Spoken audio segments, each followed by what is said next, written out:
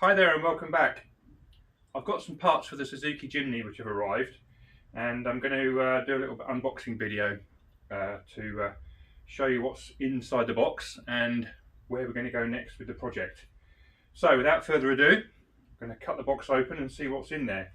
Now I know what I've ordered, and I'm hoping that everything that's in there is what I've ordered. So here goes.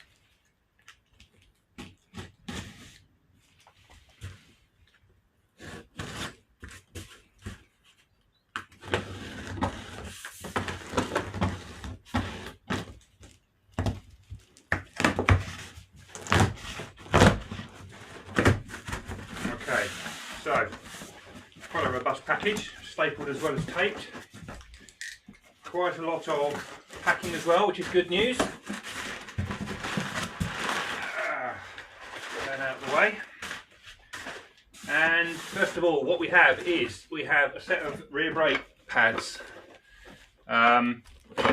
So as I had to have the wheels off the back of the car to get to the wheel arches inside and the wheel of the body mounts and everything, I took the opportunity to take the brake drums off the rear, and one side of the brake drum brake assembly on the offside, the driver's side, is perfectly serviceable, but the other side, the near side, the passenger side, is worn out completely. Virtually there's less than half a millimetre of brake lining left. Either one brake is binding more than the other, or haven't been changed equally in the past. So only one side's been done and not the other side for whatever reason. Both sets of brakes work. To what degree, we haven't gone that far yet. But anyway, I've ordered new shoes because I definitely don't change shoes singly. You must change them in pairs, in axle sets, so that they're both on the same side. That means they balance correctly. You've not got one working more than the other, etc. We are going for an MOT, so they need to work properly. Okay, next thing on the list is body mounts. Now, these are the body mounts for the rear of the car.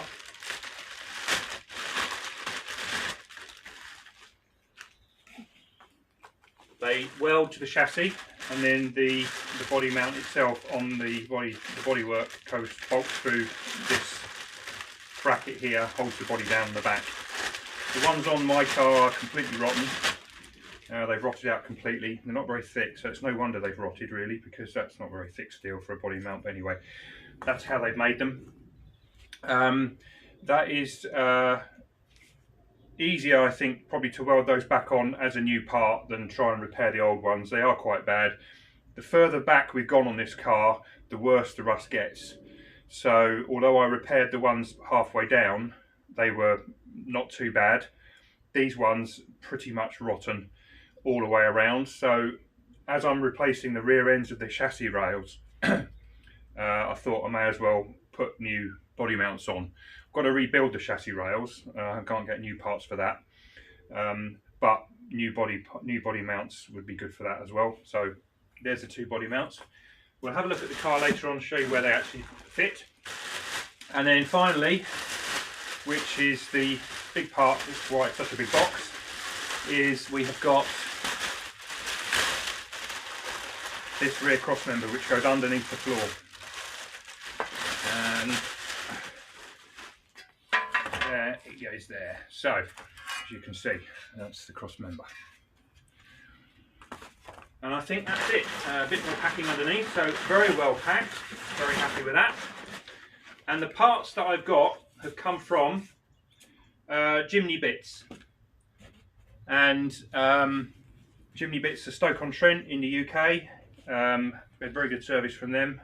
This is not sponsored by any way. I just use Jimny bits because they're pretty prolific on the websites, on the internet for Suzuki parts. They do all sorts of different parts for Suzuki Jimnys and other Suzuki 4x4s as well.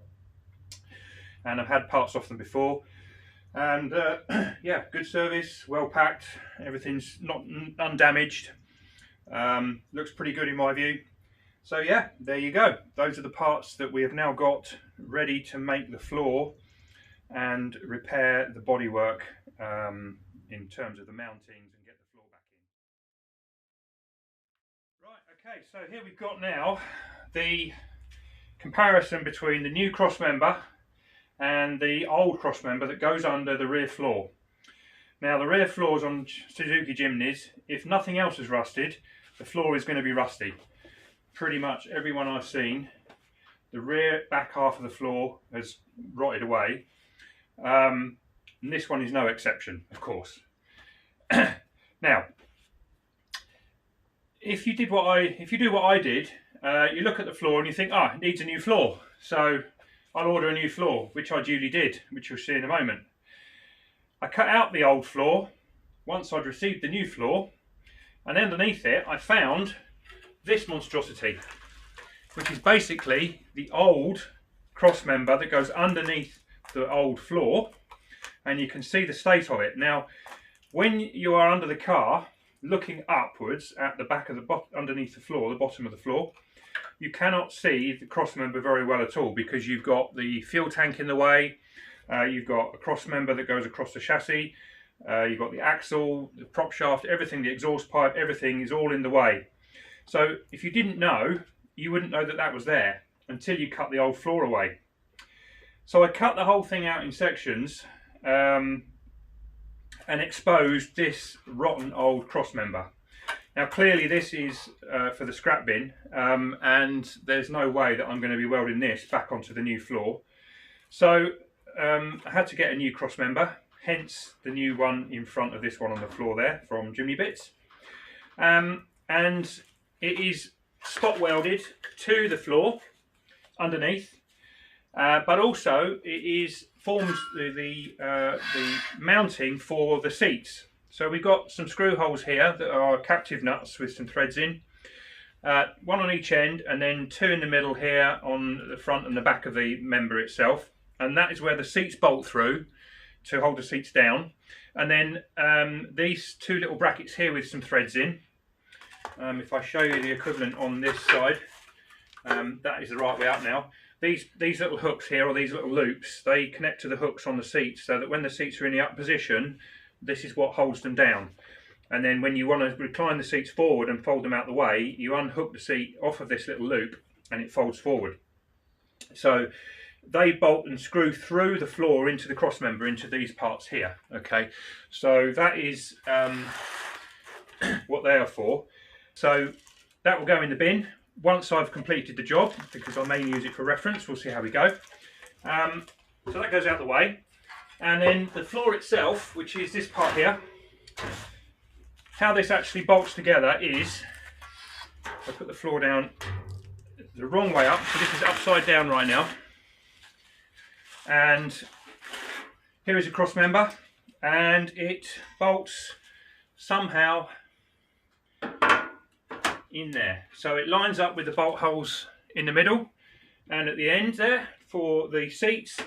And then it is spot welded from new. It's spot welded all the way around the cross member to the floor to give it extra strength, and at the front there. Now I may just sort of stitch weld occasionally, a couple of inches every so often, because it is bolted down.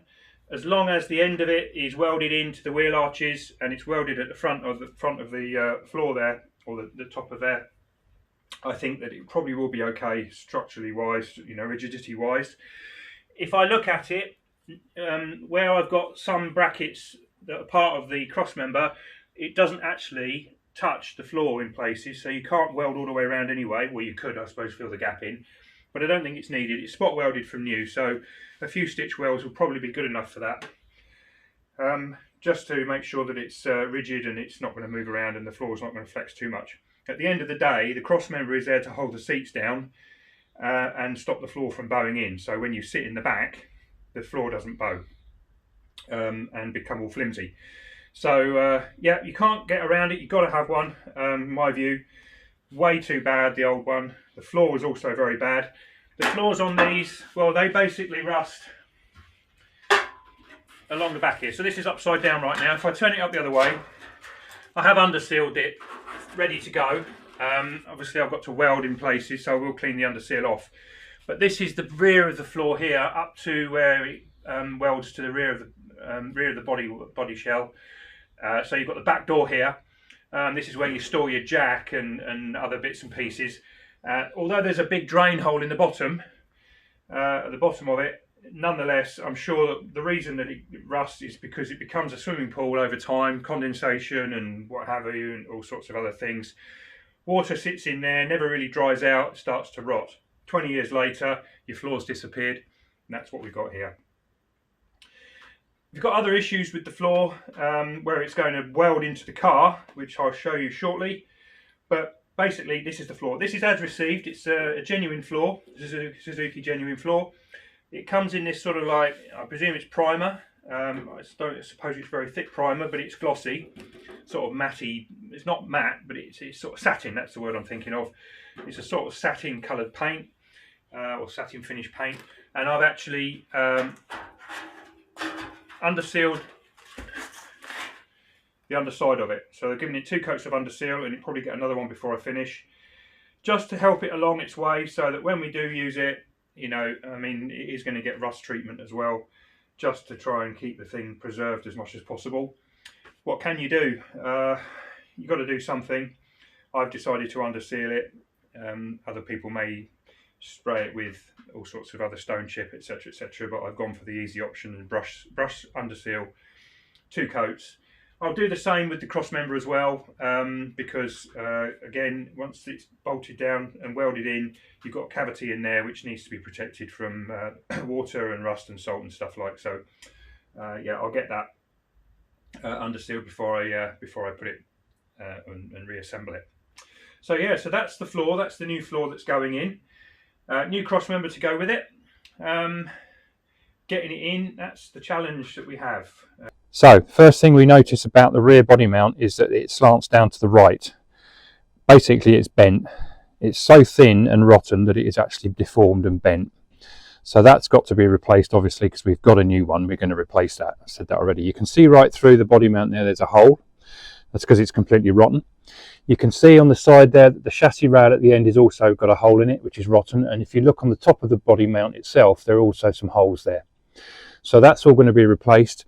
The back end of the chassis rail is going to be cut probably somewhere down there, like that, and then rebuilt the whole of the chassis rail. It's just box, so it's not a big problem.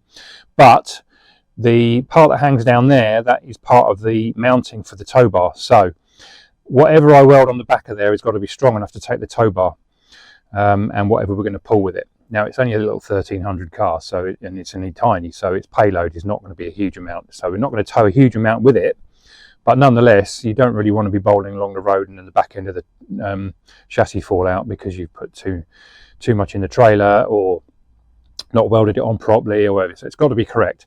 So it'll all get rebuilt. If I offer up the new body mount, you should be able to see the difference. So there we are, there's a difference there. That one is horizontal, whereas the old one is slanted down. So that is pretty bad, and I didn't realise it was so bad until I've got the new one. So I'm glad I've got the new one. So it gives me an idea of what I've got to do with it. If we go over to the other side, very similar story. So again, through there you can see there's a hole. That should be all enclosed. There should be no hole there. There's also a webbing that goes across that in front of that hole as well, which has gone completely. If I just show you on this one here, you can see that that's a webbing there. So that part there, if I show it there, you see where the hole is? That's missing on the old one. That's been rotted away. That's long gone. And also, if you look at this one as well, that's also slanting down to the left, but nowhere near as much as the other side is on the right. Clearly, these are so thin that they are bent completely. Not good at all. And also, the chassis rail this side has been badly repaired with some fairly thin steel. Not the best welding in the world. Not mine. I mean, mine's not great, but crikey, I think I would just throw the welder in the bin if it was as bad as that. But yeah, it's sort of like been stuck on. And again, what I'll do is I'll cut that all out so we get back to good metal on the chassis and box in the chassis rail, put new chassis on the back. Probably going to need to fabricate some new drop-down brackets because the one on the left-hand side is pretty badly rotten, whereas at least the one on the right-hand side, that one there, at least that one is intact and fairly well. It's got some rust on it, but it's not too bad. So we'll see about that. We might make some different brackets to hold the tow bar. The floor itself is spot welded to the inner wheel arches. So along here, all the way around, and then along the front, along here, and then down each side, and then also along the back. You can see that that is all pretty rusty and rotten. That's all got to be cut away so we can get to the good parts of the body shell. This is where the seats bolt at the front. Okay, these 4 bolts here, and the rear bolts for the seats bolt through the cross member, the cross member is also spot welded to the floor somewhere around this area here underneath. Gives the rigidity for the floor pan itself so that the seats sit down and don't bow as you sit on them. Now what we've got to do is cut away the old parts of the floor here on both sides, cut away all of that and see what we've got left and repair what we have. The inner wheel arches also need repairing just here. This is flat, so this is quite good, easy to repair. This one on this side, not so easy because it's on a curve, so it curves around that way and it also curves upwards that way as well, so that's going to be a bit of a challenge because I don't have any way of forming that neatly. Only a bit of trial and error probably on that, but some of the parts of this I'm going to have to make it so that the inner wheel arch has been reinstated, because there's nothing left to weld to. So you can see here there's a hole in the floor here, or a hole in the side. This is all rusty and rotten, that's going to be no good at all. And here at the back we've got some big holes here, and also in the left hand side we've got a hole in the corner too. Yeah, so it's just how these things are really. So the further back you go, the rustier the car gets, to the point that the chassis rails are rotted away, the rear body mounts have rotted away so badly that they're bent because they're so thin. We've got inner wheel arch issues. All of it though I think is repairable. I've seen worse projects of other people doing these things. This is by no means brilliant, but I think there are worse ones out there and people have still repaired those. So yeah, I don't think we're wasting our time or effort or money. I think we'll get a decent car at the end of it. As long as we've got an MOT on it, it's structurally safe, and we can have some fun with it, and that's the main thing. So we've got quite a bit to do on this still left. I've still got the front slam panel to do as well, so nowhere near getting that done until we've done this rear end. Any comments you'd like to make, please feel free. Any encouragement would be greatly received. See you next time. Thanks for watching.